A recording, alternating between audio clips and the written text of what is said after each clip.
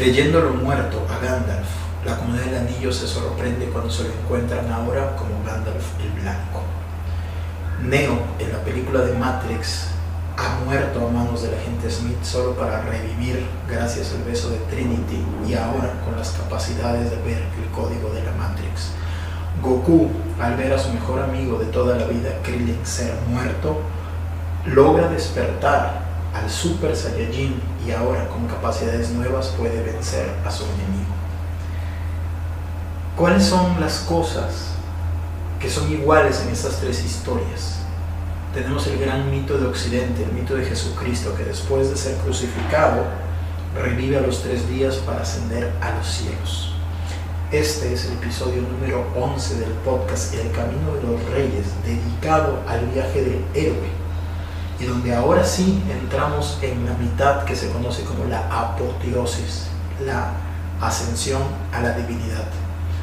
Gandalf el Blanco, Neo viendo el código de la Matrix y Goku en la fase de Super Saiyajin nivel 2, así como Jesucristo renacido, no son más que representaciones simbólicas de un yo divino, de un yo superior, de un héroe o una persona que a través del juicio, a través de las pruebas de la vida, han logrado superar la catabasis, el descenso al inframundo, han logrado a través de una muerte simbólica, a través de la muerte del ego, a través de la muerte de lo que eran, renacer en lo que ahora son y en lo que van a ser.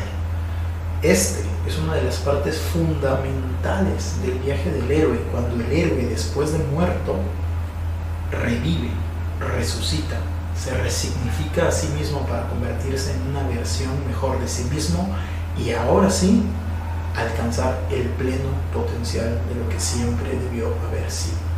Yo soy Javier Alexander, asesor personal. Les agradezco muchísimo estar una vez más en este nuevo episodio del podcast El Camino de los Reyes, dedicado al paso 11, la resurrección. Comenzamos. Vamos a hacer algunos pasos para atrás. El héroe, de ser una simple persona, una persona común y corriente, recibe el llamado a la aventura. Primero se niega, pero circunstancias de la vida lo obligan a avanzar, salir del mundo ordinario, de la vida común y corriente y enfrentarse a peligros que antes creía desconocidos. No lo hace solo, lo hace con la ayuda de un mentor, un guía, un habitante del mundo extraordinario que ahora, después de haber hecho su propio viaje, ayudará al héroe a hacer el suyo. Ahí conoce a sus primeros aliados, a sus enemigos y comienza a pasar las primeras pruebas que lo van a fortalecer para enfrentar la gran prueba. Así poco a poco comienza un descenso al inframundo, un inframundo personal. Comienza a adentrarse en lo que se conoce como el vientre de la ballena o la cueva del dragón, el laberinto, la parte más difícil de su viaje. Y allí, en la oscuridad del laberinto, llega al punto más bajo de la catabasis, de la noche oscura del alma, donde el ego del héroe, la identidad, todo lo que había formado, todo lo que creía ser él, es destruido, es disipado, solo para ser reconfigurado. En la película del Señor de los Anillos tenemos esta imagen de Gandalf luchando contra el Balrog, contra esta criatura demoníaca hecha de sombra y fuego, una representación del dolor, una representación infernal de lo peor que nos puede pasar. Hay un momento en la película donde dicen que esta criatura habitaba en las profundidades. Esa es la profundidad del inconsciente. Ese es el símbolo de ese demonio, entre comillas, que habita en cada uno de nosotros. Sin embargo, nosotros como espectadores sabemos que Gandalf, a pesar de que está haciendo un descenso, Gandalf está luchando contra la criatura. Lo último que vemos es cómo cae a las profundidades de la Tierra Media, y vemos una luz cegadora, que nosotros los lectores sabemos que se trata de Ilúvatar, del dios de ese mundo, el dios creador, y no sabemos qué más pasa.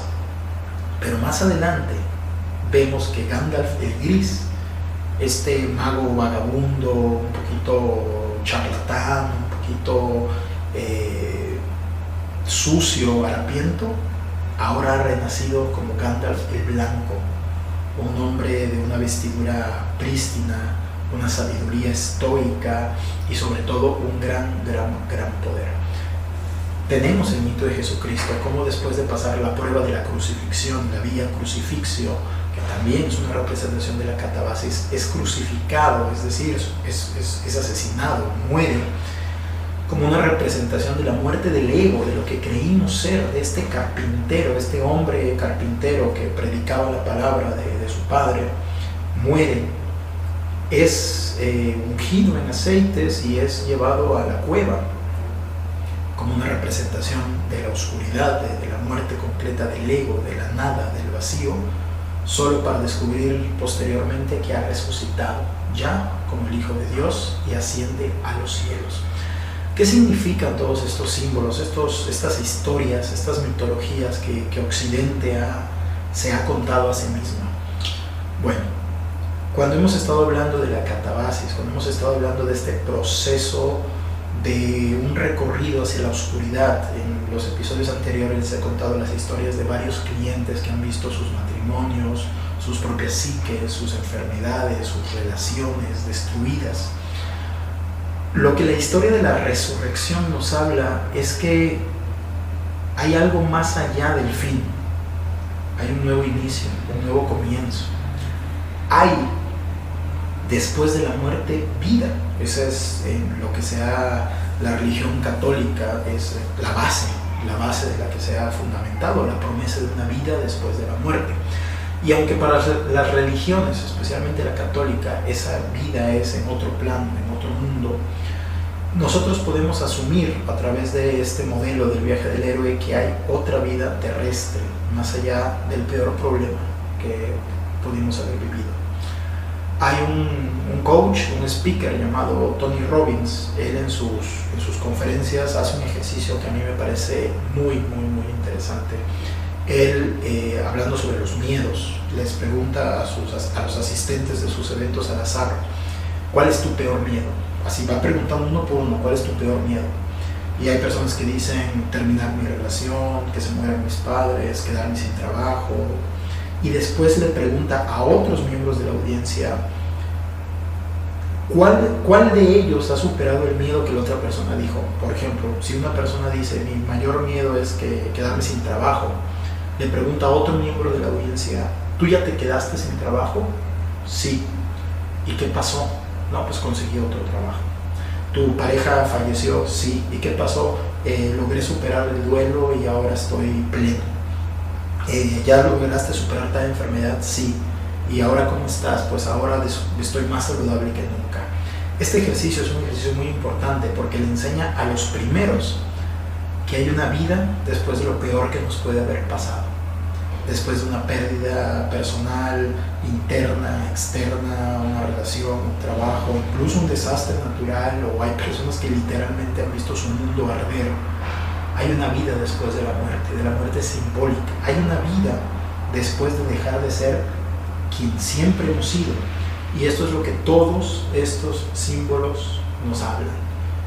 Y aquí es donde yo les quiero contar la historia de uno de mis clientes. Un cliente que obviamente no voy a decir su nombre, pero les voy a contar un poquito de su historia. Este cliente, un cliente femenino, estuvo casada por 2 décadas con un hombre.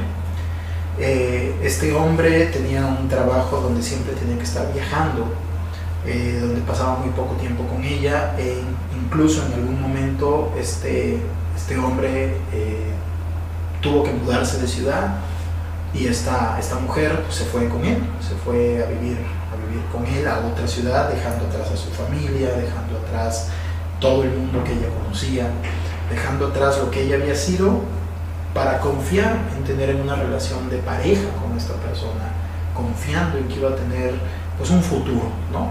Y dedicó 2 décadas de su vida a eso, hasta que en un momento, 2 décadas después, se dio cuenta que este hombre le había sido infiel y que el hombre había decidido terminar su relación.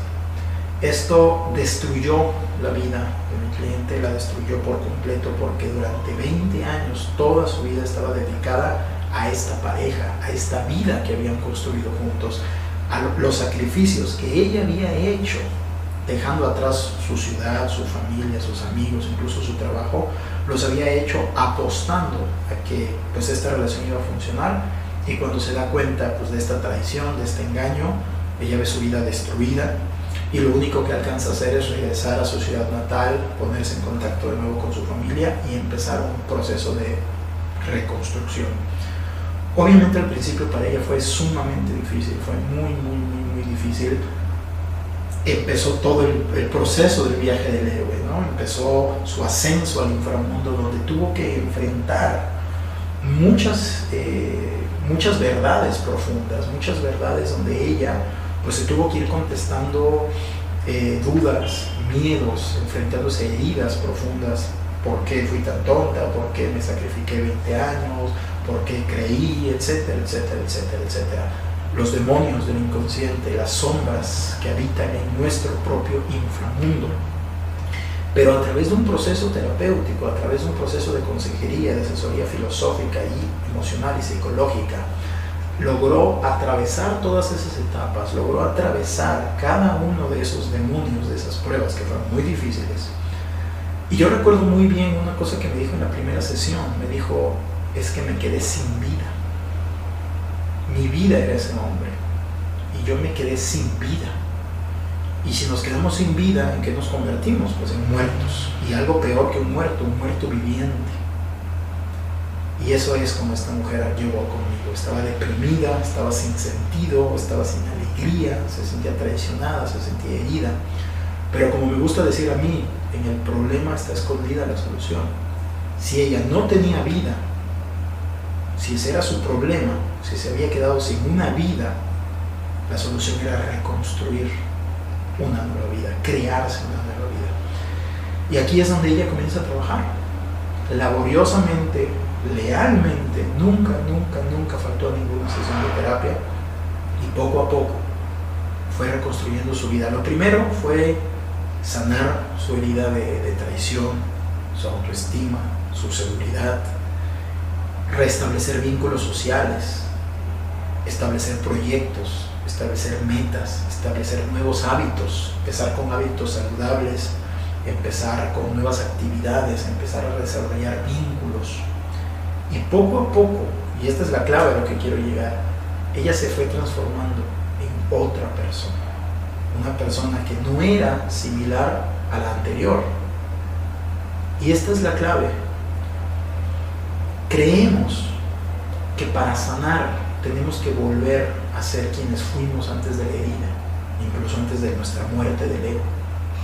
Creer que tenemos que volver a algo así como un estado base.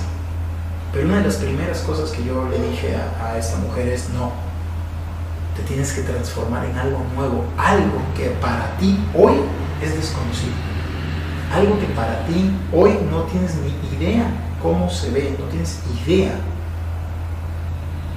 cuál es la forma, la figura de esa mujer en la que te vas a convertir, pero es una mujer que tú vas a diseñar poco a poco y que te vas a acercar a ella poco a poco, paso a paso, un paso a la vez, hasta que finalmente logres renacer. Y ese es el mito de Occidente, la resurrección, el renacimiento, el volver a ser una nueva versión, antes desconocida, de nosotros mismos. Eso es lo que representa Gandalf el Blanco. Eso es lo que representa Goku en Saiyajin nivel 2.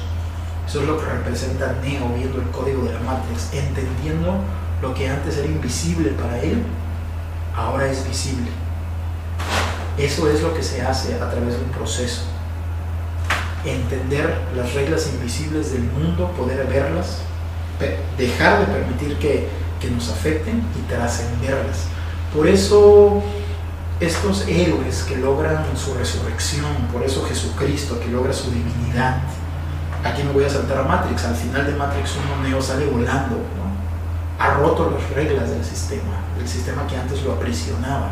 Por eso se dice que Jesucristo se elevó a los cielos. ¿Qué quiere decir esto a nivel simbólico?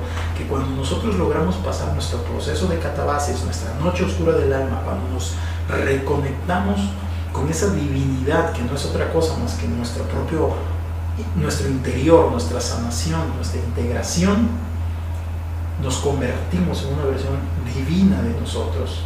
Y cuando digo divina, me refiero a una versión completa, una versión íntegra. Podemos romper las reglas del sistema que antes nos aprisionaba. Esta mujer estaba aprisionada por la traición, hasta que ella, y aquí es donde te mando un saludo si me estás escuchando, un día dijo: a mí nadie me traicionó, él se traicionó a sí mismo.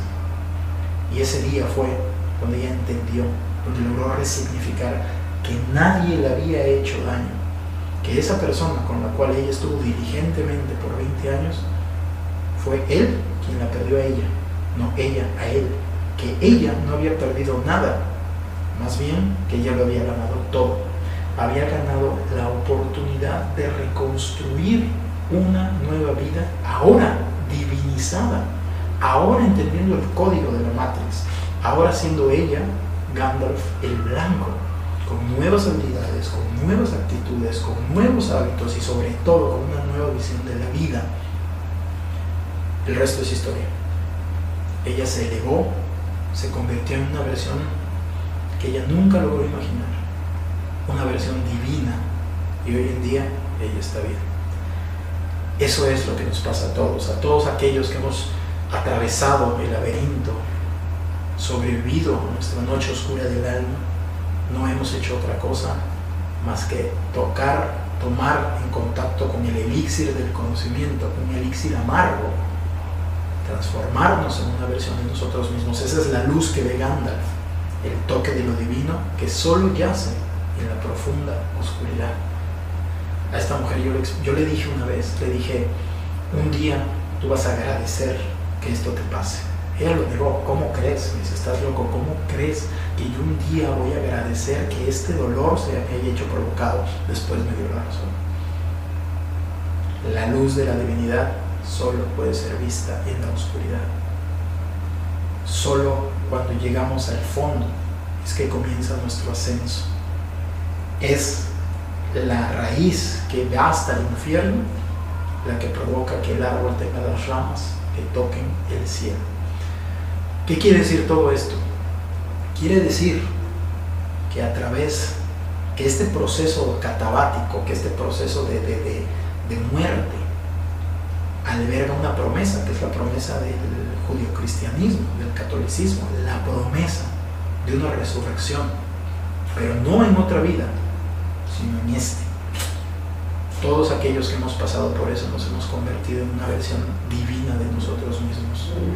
Es por eso que Goku, en su nivel de Saiyajin 2, tiene el cabello dorado y brilla con un aura divina. Es por eso que Gandalf cambia las ropas grises por blancas. Es por eso que para Neo vencer a los agentes, que antes era imposible, ahora es lo más fácil del mundo. Porque después de la muerte viene la resurrección. Porque después de la noche más oscura viene el amanecer. Un amanecer que es la promesa para otros, pero también para nosotros mismos. El sol siempre sale. Esa es la promesa.